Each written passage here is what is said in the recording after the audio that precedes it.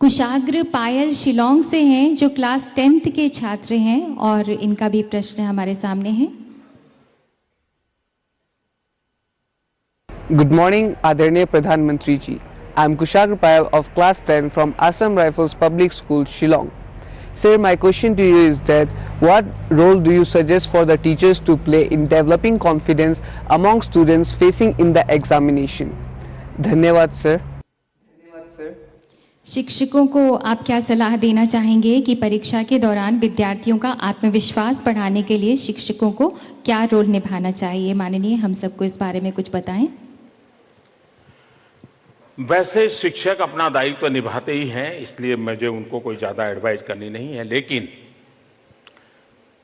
वक्त काफ़ी बदल चुका है। एक समय ऐसा था, और जो मैंने अपनी आंखों से देखा है, कि परिवार में अगर कोई अच्छी चीज़ खाने पे बनती थी तो माँ को मन करता था कि तेरे टीचर को ज़रा उनके घर थोड़ा दे करके आ जाओ। ये ठीक है कि मेरे यहाँ मेरे टीचर बहुत ज़्यादा दूर नहीं रहते थे, लेकिन माँ का मन करता था कि कुछ बना है अपने घर में, तेरे टीचर को दे आओ, कुछ अच्छी चीज़ हुई है टीचर को बता दो। टीचर एक प्रकार से फैमिली मेंबर हुआ करते थे। कभी कभी माँ बाप जो बात बच्चे को नहीं बता सकते थे तो माँ बाप टीचर को कहते थे और उसको कहते थे कि ज़रा आप उसको थोड़ा समझाइए ना, और टीचर टीचिंग के सिवाय ये काम करते थे। माँ बाप का टीचर पर एक भरोसा हुआ करता था कि जो काम हम नहीं कर सकते, जो काम हम अपने बेटे से नहीं कर सकते, वो टीचर कर पाएंगे। आज धीरे धीरे स्थिति ये है कि बहुत से माँ बाप शायद टीचर को पूरी तरह जानते भी नहीं हैं, और जानते तो तब है कि जब बेटा आकर के शिकायत कर दें कि टीचर ने मुझे डांट दिया, तो दूसरे दिन गुस्सा करके माँ बाप स्कूल पहुंच जाएंगे और वो टीचर का लेफ्ट राइट करके ही छोड़ेंगे, तब जाके पता चलता है ये उसका टीचर है। तो ये स्थिति अच्छी नहीं है। जैसे परिवार में फैमिली डॉक्टर, वो परिवार के सब लोगों की सेहत के विषय में जानकार होता है, वैसा ही एक जमाना था टीचर पूरे परिवार के लोगों को बराबर इकोसिस्टम जानता था और उसके अनुसार वो बच्चे को गाइड करता था, हाथ पकड़ के चलाता था, उसका परिणाम मिलता था। आज वो एक कट हो गया है। मैं सभी टीचर से चाहूँगा कि वे सिर्फ स्टूडेंट से नहीं, उसके पूरे इकोसिस्टम के साथ जुड़े, उसके यार दोस्त, उसके शौक, उसकी प्रवृत्ति, उसके पेरेंट्स, उसके भाई बहन, तब जाकर के उस बच्चे के साथ कैसे ट्रीट करना उनको सरलता से आ जाएगा। दूसरा, हम लोगों ने गुरु शिष्य परंपरा को जाना है। आप देखिए, मुझे बराबर याद है, मैं बहुत साल पहले, तब तो मैं राजनीति में नहीं था, एक स्कूल ने फंक्शन में मुझे बुलाया था, शायद स्कूल के 25 साल हुए थे। तो मैंने उनको कहा कि मैं जरूर आऊँगा, लेकिन मैं वहाँ टीचर से भी बात करना चाहूँगा, अलग से मुझे थोड़ा समय मिले। तो मैं टीचर से बैठा और मैंने उन टीचर्स को पूछा, बड़ी स्कूल थी, काफ़ी नामांकित स्कूल थी।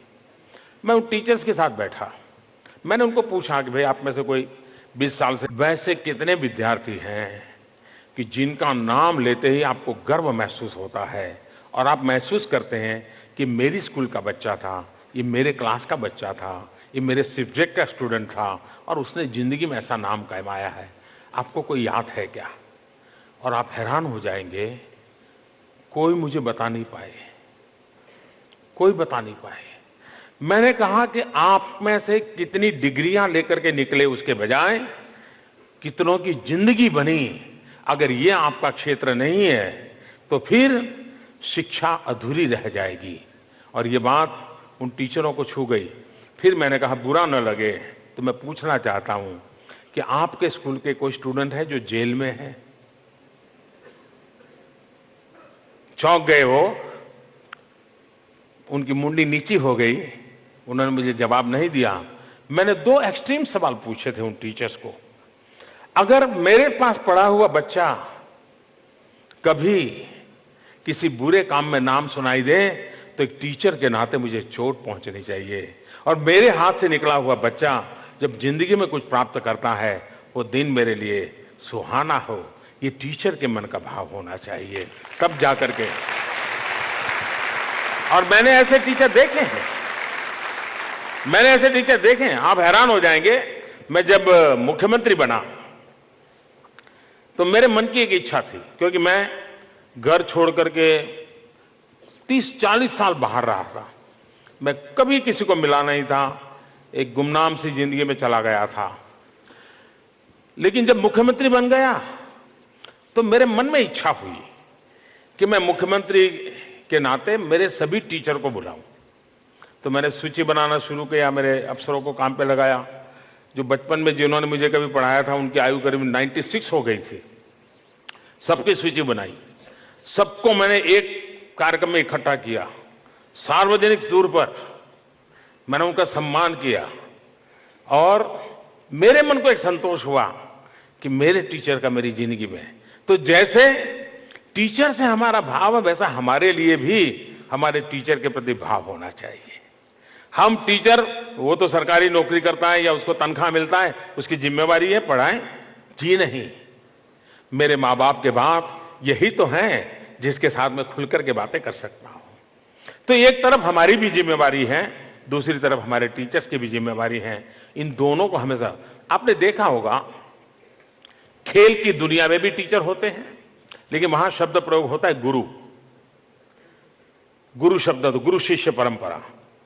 आपने देखा होगा कि ये गुरु ऐसे होते हैं, खुद के संतानों की लिए उन्होंने शायद ही कुछ किया हो, लेकिन अपने शिष्य के लिए वो अपना जीवन खपा देते हैं। अगर वो अच्छा रेसलर है और उस गुरु के पास ट्रेनिंग ली है, तो उस रेसलर के लिए वो गुरु सुबह 4 बजे उठ करके मेहनत करते हैं। अपने बच्चे बीमार होंगे तो भी शायद 4 बजे नहीं उठेंगे, लेकिन अपना एक शिष्य अच्छा रेसलर बने। ये जो गुरु शिष्य संबंध है, जिसमें गुरु अपना जीवन खपा देते हैं, ये आज भी खेल जगत में हमें देखने को मिलता है। आज भी जब एक खिलाड़ी सक्सेस पाता है तो वो सबसे पहले अपने गुरु को याद करता है, और एक गुरु का शिष्य जब सक्सेस पाता है तो गुरु उस शिष्य को याद करता है। ये नाता शिक्षा जगत में भी पनपता रहना चाहिए, बनता रहना चाहिए। और मैं मानता हूं कि हमारे शिक्षक भी हम लोगों के लिए काफी मेहनत करते हैं, हम भी उनकी अच्छी चीजों को स्वीकार करते चले और एक म्यूचुअल अंडरस्टैंडिंग के साथ करेंगे, तो मैं समझता हूं कि ये दोनों स्थितियां हमें उपकारक निकलेगी।